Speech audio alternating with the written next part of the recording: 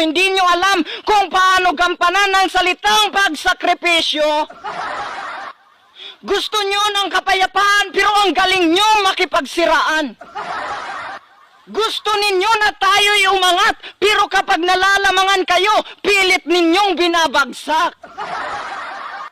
Gusto ninyo ng sapat na pangangailangan, pero iboboto nyo si Kiko Pangilinan? Kaya nga Kiko, kasi Kiko-langan.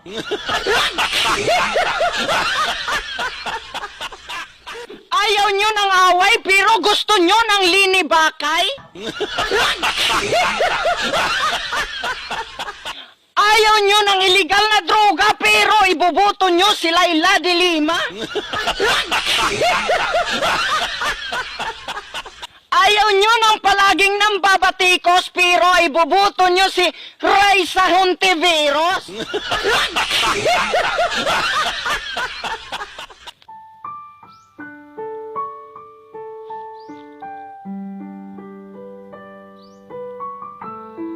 Mga kababayan, matagal na tayong binubulag ng kasinungalingan, kaya panahon na para tuklasin ang katotohanan.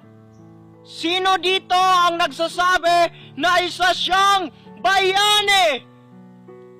Kung ganon, mabuhay ka sapagkat alam mo ang totoo. At sino dito ang nagsasabi na isa siyang magnanakaw? Kung ganon, gumising ka dahil hanggang ngayon ay naniniwala ka pa rin sa dilaw. Huwag daw bumoto sa mga magnanakaw. Pero alam nyo ba kung sino ang totoong magnanakaw? Yung magnanakaw ng dangal.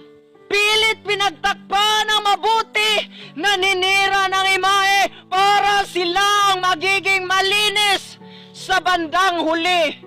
Remember, General Luna said, mga kapatid, mayroon tayong matinding kaaway, ang ating sarili. Nakakalungkot lang isipin na tayong mga Pilipino mismo ang nagtaksil sa sarili nating lahi. Kaya ngayong Mayo, huwag bumuto sa kakampi ng Amerikano dahil sila ang dahilan kung bakit bumagsak tayo, dahil ayaw nila na magkaroon tayo ng magaling na pinuno at mas lalong ayaw nila na umunlad tayo para palagi nila tayong kontrolado. Sa lahat ng Pangulo, siya lang ang nakapagpapaunlad sa ating bansa. Kaya lang, totoo talaga ang kasabihan na kapag gumagawa ka ng tama, marami ang kumukontra. At isa na dyan ang black propaganda. Gumagawa sila ng karahasan at ipagbibintang sa kanya. Mabilis kumalat ang balita, siya ay nagiging masama ng dahil sa bias media. Pero umaasa pa rin siya na lumabas ang katotohanan, kaya ang huling mensahe niya, balang araw, maalala nyo rin ako, pero hindi nyo na ako makikita.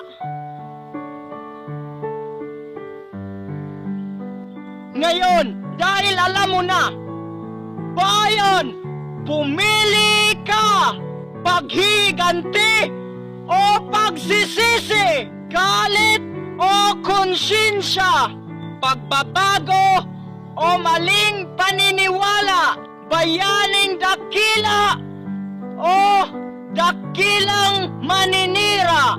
Bayan, pumili ka! Mga kababayan, kapag ito ang nanalo, ipagtanggol natin siya hanggang dulo. Huwag nating hayaan na ang nangyari sa nakaraan ay gagawin din sa kanya. Yun lamang po, sabay-sabay tayong babango muli at mabuhay ang Pilipinas! So what's up mga ka-over? So ngayon, pasensya na, medyo na-late ang video ko, no? Kasi matagal ako nakagawa ng video kasi sobrang na-busy ako. Sobrang na-busy talaga ako sa kakaisip kay